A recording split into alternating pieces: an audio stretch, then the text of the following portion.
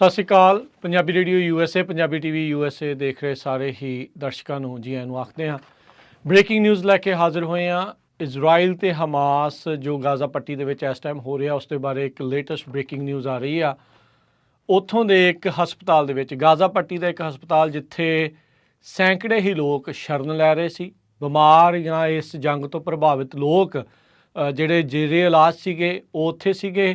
ਤੇ ਦੱਸਿਆ ਜਾ ਰਿਹਾ ਹੈ, ਰਿਪੋਰਟਸ ਆ ਰਹੀਆਂ ਵੀ ਇਜ਼ਰਾਈਲ ਦੇ ਦੁਆਰਾ ਉਸ ਉੱਤੇ ਏਅਰ ਸਟ੍ਰਾਈਕ ਕੀਤੀ ਗਈ ਆ, ਉਸ ਕਰਕੇ ਸੈਂਕੜੇ ਲੋਕਾਂ ਦੀਆਂ ਮੌਤਾਂ ਹੋ ਗਈਆਂ। ਸੋ ਇਹ ਬ੍ਰੇਕਿੰਗ ਨਿਊਜ਼ ਆ ਰਹੀ ਆ। ਇਜ਼ਰਾਈਲ ਦੇ ਦੁਆਰਾ ਜੋ ਇਸ ਟਾਈਮ ਗਾਜ਼ਾ ਪੱਟੀ ਦੇ ਵਿੱਚ ਬੰਬਾਰਡਮੈਂਟ ਕੀਤੀ ਜਾ ਰਹੀ ਹੈ, ਏਅਰ ਸਟ੍ਰਾਈਕ ਕੀਤੀ ਜਾ ਰਹੀ ਆ 7 ਅਕਤੂਬਰ ਦੀ ਘਟਨਾ ਤੋਂ ਬਾਅਦ, ਜਦੋਂ ਹਮਾਸ ਨੇ ਜਦ 7 ਅਕਤੂਬਰ ਨੂੰ ਹਮਲਾ ਕੀਤਾ ਸੀ ਇਜ਼ਰਾਈਲ ਦੇ ਵਿੱਚ ਵੱਖ-ਵੱਖ ਥਾਵਾਂ ਦੇ ਉੱਤੇ, ਉਸ ਦੇ ਜਵਾਬ ਦੇ ਵਿੱਚ ਇਜ਼ਰਾਈਲ ਲਗਾਤਾਰ ਇਹ ਕਹਿ ਕੇ ਬੰਬਾਰਡਮੈਂਟ ਕਰ ਰਿਹਾ ਵੀ ਅਸੀਂ ਹਮਾਸ ਨੂੰ ਜਿਹੜਾ ਉਹ ਖ਼ਤਮ ਕਰ ਦੇਣਾ ਆ, ਦੁਨੀਆ ਦੇ ਨਕਸ਼ੇ ਤੋਂ ਉਸ ਨੂੰ ਮਿਟਾ ਦੇਣਾ ਆ। ਉਸੇ ਕਰਕੇ ਜਿਹੜੇ ਗਾਜ਼ਾ ਪੱਟੀ 'ਚ ਵਸ ਰਹੇ ਲੋਕ ਆ ਉਹ ਵੀ ਇਸ ਦਰਿੰਦਗੀ ਦਾ ਸ਼ਿਕਾਰ ਜਿਹੜਾ ਉਹ ਇਸ ਟਾਈਮ ਹੋ ਰਹੇ ਆ। ਅਤੇ ਲੇਟੈਸਟ ਬ੍ਰੇਕਿੰਗ ਨਿਊਜ਼ ਦੇ ਵਿੱਚ ਇਜ਼ਰਾਈਲ ਦੇ ਦੁਆਰਾ ਹਸਪਤਾਲ ਦੇ ਉੱਤੇ ਬੰਬ ਸਿੱਟਿਆ ਗਿਆ ਆ। 500 ਜਾਣਿਆਂ ਦੀ ਘੱਟੋ ਘੱਟ ਕਹਿੰਦੇ ਮੌਤ ਹੋਈ ਆ। ਕੈਨੇਡਾ ਦੇ ਪ੍ਰਾਈਮ ਮਿਨਿਸਟਰ ਜਸਟਿਨ ਟਰੂਡੋ ਨੇ ਕਿਹਾ ਆ ਵੀ ਹਸਪਤਾਲ ਨੂੰ ਹਿੱਟ ਕਰਨਾ ਅਨਅਸੈਪਟੇਬਲ ਆ, ਇਜ਼ ਨਾਟ ਅਸੈਪਟੇਬਲ। ਇਹਦੇ ਕਰਕੇ ਵੱਖ-ਵੱਖ ਥਾਵਾਂ ਦੇ ਉੱਤੇ ਕਹਿੰਦੇ ਵੀ ਰੋਸ ਪ੍ਰਦਰਸ਼ਨ ਹੋ ਰਹੇ ਆ। ਜਾਰਡਨ ਦੇ ਵਿੱਚ ਇਹ ਚੀਜ਼ ਹੋਈ ਆ। ਸਾਊਦੀ ਅਰੇਬੀਆ ਨੇ ਇਸ ਹਮਲੇ ਦੀ ਨਿਖੇਧੀ ਕੀਤੀ ਆ। ਰਸ਼ੀਆ UAE ਨੇ ਇਸ ਟਾਈਮ ਐਮਰਜੈਂਸੀ UN ਦੀ ਸਿਕਿਉਰਿਟੀ ਕੌਂਸਲ ਦੀ ਮੀਟਿੰਗ ਜਿਹੜੀ ਆ ਉਹ ਸੱਦਣ ਦੀ ਮੰਗ ਕੀਤੀ ਆ। ਹਮਾਸ ਦਾ ਲੀਡਰ ਹਨਈਆ ਉਹ ਇਹ ਕਹਿ ਰਿਹਾ ਆ ਵੀ ਇਸ ਹਮਲੇ ਦੇ ਲਈ US ਸਿੱਧੇ ਤੌਰ 'ਤੇ ਜ਼ਿੰਮੇਵਾਰ ਆ, ਕਿਉਂਕਿ ਉਹ ਇਜ਼ਰਾਈਲ ਨੂੰ ਪੂਰੀ ਪਨਾਹ ਦੇ ਰਿਹਾ ਆ। ਉਹ ਰਾਈਟ ਟੂ ਡਿਫੈਂਡ ਦੇ ਅਧੀਨ ਉਹ ਕੁਛ ਵੀ ਕਰਨ ਦੀ ਉਸ ਨੂੰ ਆਗਿਆ ਦੇ ਰਿਹਾ ਹੈ, ਉਸ ਨੂੰ ਕੋਈ ਵੀ ਕੁਛ ਆਖ ਨਹੀਂ ਰਹੇ। ਇਹ ਉਸ ਟਾਈਮ ਦਿੱਤੇ ਹੋਏ ਆ ਜਦੋਂ ਪ੍ਰੈਜ਼ੀਡੈਂਟ ਬਾਈਡਨ US ਦੇ ਵੱਲੋਂ ਉੱਥੇ ਇਜ਼ਰਾਈਲ ਦੇ ਦੌਰੇ ਦੇ ਉੱਤੇ ਜਿਹੜੇ ਉਹ ਜਾ ਰਹੇ ਆ, ਜਦ ਐਂਟਰੀ ਬਲਿੰਕਨ ਕੁਛ ਦਿਨ ਪਹਿਲਾਂ ਇਜ਼ਰਾਈਲ ਦੇ ਵਿੱਚ ਜਾ ਕੇ ਆਏ ਨੇ, ਜਿੱਥੇ ਹਿਊਮੈਨੀਟੇਰੀਅਨ ਏਡ ਪਹੁੰਚਾਉਣ ਦੀਆਂ ਚਰਚਾਵਾਂ, ਕੋਰੀਡੋਰ ਖੋਲ੍ਹਣ ਦੀ ਜਿਹੜੀ ਚਰਚਾ ਚੱਲ ਰਹੀ ਆ। ਗਾਜ਼ਾ ਪੱਟੀ 'ਚ ਵਸ ਰਹੇ ਜਿਹੜੇ ਲੋਕ ਆ ਉਹ ਇਸ ਟਾਈਮ ਕਾਫੀ ਜ਼ਿਆਦਾ ਕਹਿ ਲਓ ਵੀ ਸ਼ਿਕਾਰ ਬਣ ਰਹੇ ਆ। ਬਹੁਤ ਸਾਰੀਆਂ ਏਅਰ ਸਟ੍ਰਾਈਕਸ ਦੇ ਵਿੱਚ ਸਿਵਿਲੀਅਨ, ਜਿਨ੍ਹਾਂ 'ਚ ਔਰਤਾਂ ਅਤੇ ਬੱਚੇ ਵੀ ਸ਼ਾਮਿਲ ਆ, ਉਹਨਾਂ ਦੀਆਂ ਮੌਤਾਂ ਹੋ ਰਹੀਆਂ। ਬ੍ਰੇਕਿੰਗ ਨਿਊਜ਼ ਇਹੀ ਆ ਰਹੀ ਆ। ਇਹ ਇਜ਼ਰਾਈਲ ਦੇ ਉੱਤੇ ਇਹ ਦੋਸ਼ ਲੱਗ ਰਹੇ ਆ।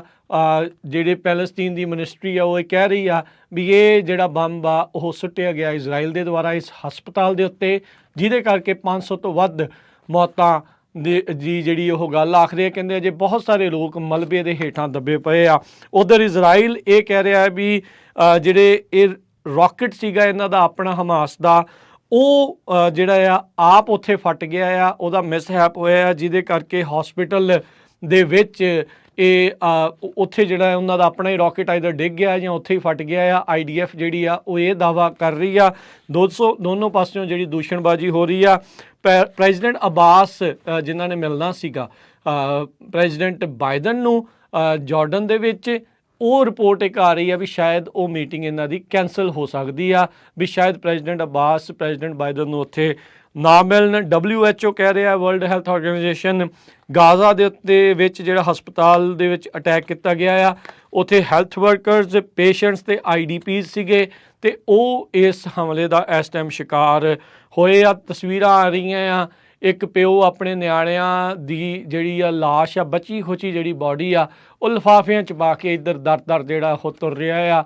ਰੌਲਾ ਪੈ ਰਿਹਾ ਆ ਦੁਨੀਆ 'ਚ ਇਸ ਟਾਈਮ, ਪੂਰੀ ਹਾਹਾਕਾਰ ਮਚੀ ਪਈ ਆ ਜੋ ਉੱਥੇ ਇਸ ਟਾਈਮ ਚੱਲ ਰਿਹਾ। ਉਧਰ ਕਤਰ ਨੇ ਵੀ ਜਿਹੜਾ ਇਜ਼ਰਾਈਲੀ ਹਮਲੇ ਦੀ ਗਾਜ਼ਾ ਦੇ ਹਸਪਤਾਲ ਦੇ ਉੱਤੇ ਉਸ ਦੀ ਨਿਖੇਧੀ ਕਰਦਿਆਂ ਕਿਹਾ ਵੀ ਇਹ ਡੇਂਜਰਸ ਐਸਕਲੇਸ਼ਨ ਆ, ਵੀ ਇਹ ਗੱਲ ਨੂੰ ਹੋਰ ਜ਼ਿਆਦਾ ਇਸ ਟਾਈਮ ਵਧਾਇਆ ਜਾ ਰਿਹਾ। ਟਰਕੀ ਦੇ ਜਿਹੜੇ ਪ੍ਰੈਜ਼ੀਡੈਂਟ ਅਰਦੋਗਨ, ਉਹਨਾਂ ਨੇ ਵੀ ਇਜ਼ਰਾਈਲੀ ਹਮਲੇ ਦੀ ਨਿਖੇਧੀ ਕੀਤੀ ਆ। ਇਜਿਪਟ ਨੇ ਵੀ ਜਿਹੜੀ ਆ ਇਸ ਡੈਡਲੀ ਅਟੈਕ ਦੀ ਜਿਹੜੀ ਉਹ ਨਿਖੇਧੀ ਕੀਤੀ ਆ। ਦੁਨੀਆ ਭਰ ਤੋਂ ਇਸ ਟਾਈਮ ਇਹ ਨਿਖੇਧੀ ਦੇ ਸੰਦੇਸ਼ ਆ ਰਹੇ ਆ, ਕਿਉਂਕਿ 500 ਤੋਂ ਵੱਧ ਲੋਕ ਜਿਹੜੇ ਹਸਪਤਾਲ ਦੇ ਵਿੱਚ ਜ਼ੇਰੇ ਇਲਾਜ ਆ, ਉਹਨਾਂ ਦੀ ਜਿਹੜੀ ਆ ਉੱਥੇ ਮੌਤ ਹੋ ਗਈ ਦੱਸੀ ਜਾ ਰਹੀ ਆ।